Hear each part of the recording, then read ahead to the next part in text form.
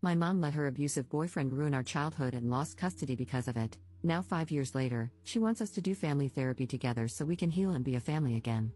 Posted by you/Pure Clown Energy. Hello all, I, 23F, am in a bit of a pickle, and currently, the majority of my family is against me. My mother, 41F, has 6 kids in total, myself, my sisters, 22F, 19F, 17F, 16F, and my brother, 23M. Growing up was pretty much hell for all of us. My mother never had a good track record of picking good men, and many times, my siblings and I witnessed her boyfriends beating or berating her. Her second boyfriend would often hit us when we were younger as well. There's a lot more to it, but then this post would be very long. However, about 5 years ago, my mother lost custody of my 3 younger sisters due to SA from her most recent ex-boyfriend. We didn't want our sisters in foster care, so my brother and I begged our grandmother to take them in until we could come up with a plan or take custody ourselves. Dramatic, I know, but in my eyes, it has always been my siblings and me against the world. My grandmother, the saint she is, took my sisters in and told my brother and me not to worry about getting custody because we should be focusing on our lives in college. While we were hesitant at first, we decided to head off to college to build up some stability. I ended up dropping out of college because I couldn't afford the tuition, but my brother graduated last year. My sisters have been happy living with my grandmother, and she loves having them around. She always says she gets to see her grandbabies every day, and it's a blessing. They are comfortable living with her, and my grandmother has no plans to stop caring for them. Now, back to my mom. When she lost custody, my siblings, my grandmother, and I all went no contact with her. About 2 months ago, my mother emailed me, saying she wanted to reconnect and do family therapy. At first, I didn't mention it to my siblings because, in a sense, I felt like I was protecting them. However, she sent me a second email the following month, explaining that she had broken up with her boyfriend and really missed us. She wanted to do family therapy because she had a lot of built-up pain, and she knew we probably did as well. I talked to my grandmother about it, and she told me I should ask my siblings and let it be their choice.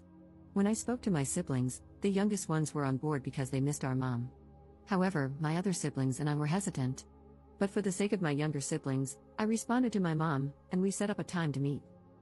About 3 weeks ago, we met at a restaurant. My mother looked exhausted but eager to see us. I declined a hug because I wasn't comfortable with it, and my mother looked pissed. As we caught up, she asked if my younger siblings would consider coming back home and if she could regain custody. My younger siblings seemed unsure, and I could tell they were uncomfortable. I tried to change the subject, but my mom brought it back up. She kept talking about how we could be a family again now that we were older and how she wanted to rebuild what was broken.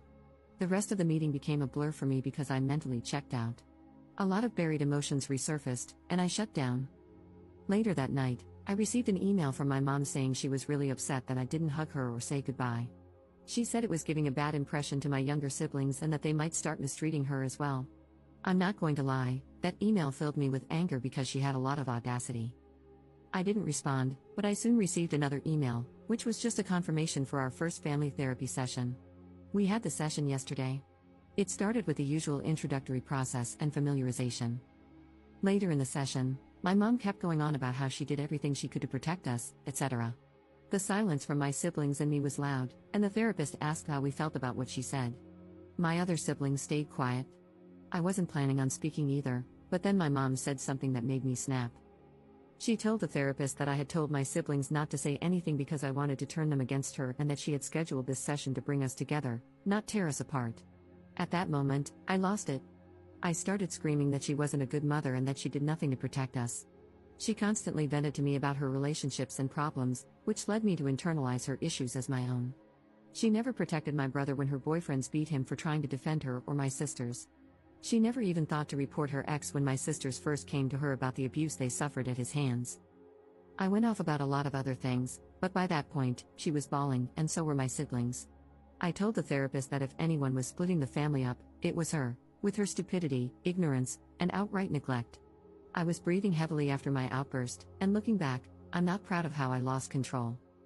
The therapist suggested we take a break, but I told them I was done. I refused to sit there and listen to her try to blame me for her actions and problems. The session ended quickly after that. Later that night, my phone started blowing up with calls and texts from my mother's side of the family. They berated me, saying I was a horrible person for hurting my mother and making her feel terrible. They ranted about how she was trying to turn over a new leaf and rebuild a relationship with us. After all the calls and texts, I've been feeling like a crappy person for what I said to my mom. So, honestly, am I the jerk here? Up in the comments. I honestly don't even know where to begin. I'm crying because the support has been extremely overwhelming, and for once, I feel heard and seen, outside of my grandmother, of course. I truly appreciate the support. I have tried to read all the comments, but they keep rolling in. Again, thank you guys so much. I will add some context since I didn't elaborate much before because I didn't want to type a novel and make anyone read so much. My grandmother, she is my mom's mom. She cut my mom off because my mom would constantly steal money from her or sneak boys into the house, knowing my grandmother wouldn't approve. My grandmother is an SA survivor of my grandfather, my mom's dad. She actually took him to court to get him arrested, which is why she is essentially the black sheep to the majority of our family. My grandmother explained to me when I was much older that our family has a lot of SA history involving family members. Our family is highly religious and believes that we should pray over them every day to heal them. Why I felt awful, my mother is also a victim of abuse, and I felt like a hypocrite for calling her out and saying what I did, as if I wasn't taking her abuse into account. However, as many of you have mentioned, even as a victim, she still allowed the abuse to happen. I think reading that is what made me start crying. My siblings and I never got counseling because we just thought it was our fault that we experienced the abuse. In our past conversations, we often try to carry the burden of not protecting our mom more. My mom's side of the family, they are enablers and abusers themselves. My grandmother has countless stories about them. I feel as though a part of them wants my siblings and me to make up so we can appear to be a happy family. They have a serious issue with appearances. My siblings, my brother is the real star of the show, honestly. Before we even made it to the first session, he told my youngest sister that our mom would probably say a lot of things, but if she wasn't ready to talk or if she wanted solo therapy, he would pay for it in full. After the session, she decided to go for it because she has a lot of complicated feelings about our mom. My other sisters are still emotionally distraught. They thanked me for speaking the truth and saying what needed to be said. They said they couldn't say anything because they didn't know how to word it. Like me, they didn't want to be cruel. I truly appreciate all of the comments and the reassurance. I sent my grandmother the post, and she said all of you guys are rock stars and that the majority of you are right, that my mother is a C&T. If you guys have any more questions, please feel free to ask. This has been a huge step for me in getting my own therapy because I let a lot of this build up over the years. My tangent to my mom went on for a few minutes before I had to stop because I was so pissed. Update 1 day later. Hey all, update for those who wanted it. Also, heavy abuse trigger warning because I will get emotional and vent a bit later on in this update.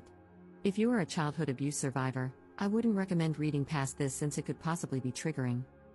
My siblings and I have decided to go no contact with our mother for good. It was a hard conversation this morning, and I felt like a jerk again. I felt like my outburst persuaded them to make that decision so I wouldn't be upset with them. Yet they reassured me throughout the whole conversation that they didn't like that she didn't even apologize, even when she had the opportunity to. My siblings and I are still struggling with the fact that she won't change, and she probably never will. The driving force for it was the email I got from my mother at 4 a.m. today. I copied and pasted it here. Dear Juju, my nickname when I was younger, I am truly hurt and devastated that you went public with a private matter. Your Auntie May showed me your Reddit post, and yet you continue to try to villainize me. I was going to explain myself further in therapy, but I'm in a new relationship now with a very loving man. He was the main one who encouraged me to extend an olive branch to you all. I was going to surprise you and your siblings in therapy. However, you ruined it.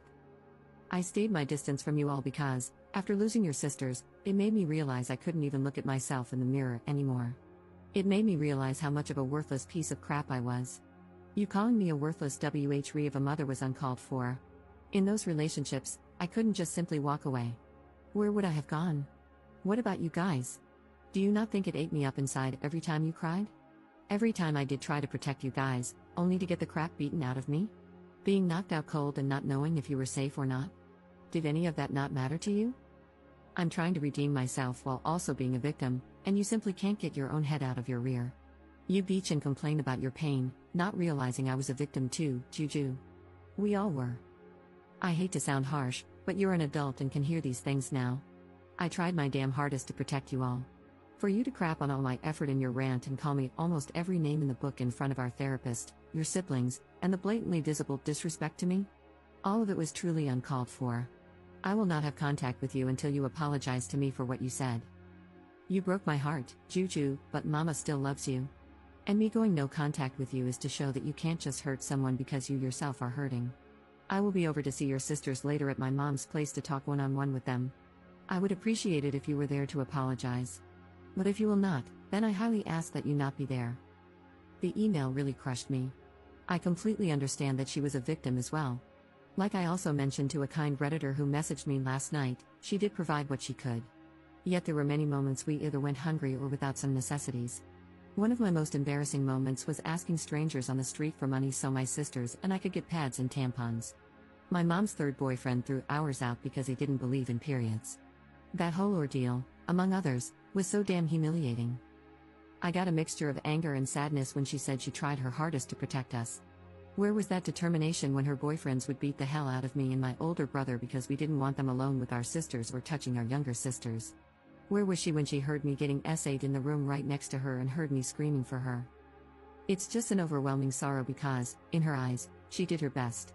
But in my eyes, she did absolutely nothing, and I told her as much, and then some, in our session. Like many of you pointed out, she may have been a victim, but she did nothing to protect us. I have to sit with that for the rest of my life? My siblings have to deal with that for the rest of their lives. I have to work through all the damage she caused while she gets to play hero and have her redemption arc? I'm done with her, and I'm happy to know the feeling is mutual according to her. She did call my grandmother this morning during breakfast and demanded that she let her see her kids. My grandmother told her that she could try, but she wasn't coming past the gate unless my sisters wanted her to. My grandmother put her phone on speaker and asked my sisters if they wanted to see her. My youngest sister actually responded this time and said no. And not for a very long time, at the minimum. My mom tried to scream at my grandmother, but I could hear her voice cracking from trying not to cry on the phone. My grandmother told her she could go F herself, not to call her again. After that, the conversation about no contact went into overdrive. My siblings have their own memories of her to account for. They aren't comfortable with me sharing them, so I really just shared mine and a bit of my brother's. It's all just so surreal to me. I thought that maybe she was actually okay with being alone, but here she is, not being truthful about when she broke up with her most recent ex. I didn't ask because I don't even care anymore. Yet she's already in a new relationship? It's hard to grasp that my mother just can't be alone. I even feel disgusting calling her my mother because it stings to know that she never really was a mother.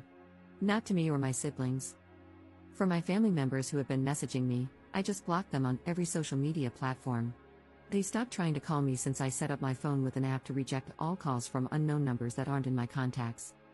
As for my mom, I copied and posted my response here. Victoria, since you are no longer my mother, I have no need for formality. You make me absolutely sick to my stomach. You know the pain you caused me and my siblings. You know you didn't do crap.